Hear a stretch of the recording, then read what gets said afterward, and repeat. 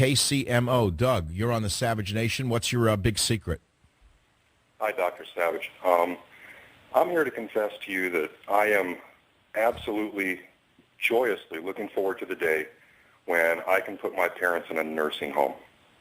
And I mean, I'm talking about the most urine-fouled, government-run nursing home that I can find. Oh, you love them that much? Well, you know, I do love my parents. I have to say that, as strange as that may sound. The issue is this. My parents are baby boomers. They grew up sticking their middle fingers in the faces of people like my grandparents. So your parents were the commies? And still are. And they're commie hippies on retirement. The worst. Well, now they're the worst. And where do they live in? Sort of a liberal community where everyone agrees with each other and they're full of smugness and they drive the little cars and give everyone the cutoff job from the right lane?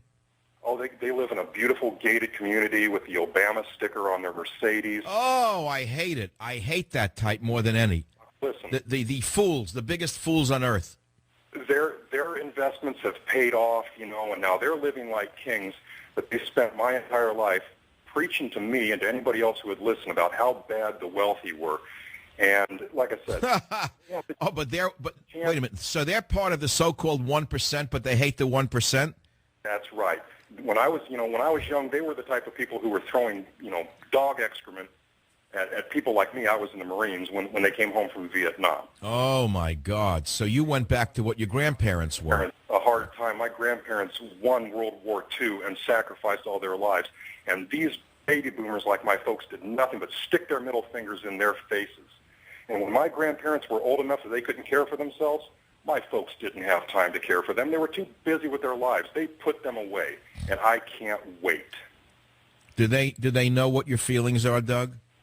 They know I don't like the situation at all. Like I said, I love them, but, it's time for them to reap the whirlwind. Well, let me ask you a very personal question, which you probably won't want to answer. Did they cut you out of their inheritance?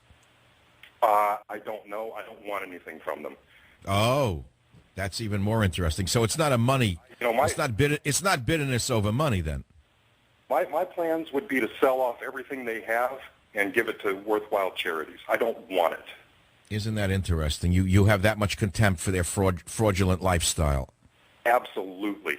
So it's not that they were ex-hippies. It's that they're ex-hippies who are now wealthy, who are still pretending that they're still hippies, of fighting the good fight. That's really what galls you. Yeah, the wealth doesn't bother me. It's the two-facedness of it, I guess. Yep, it would gall me too. I see them all over the San Francisco Bay Area. The smugness is what I can't stand, tied in with the idiocy. I hear you, man. Good luck. Find such a nursing home.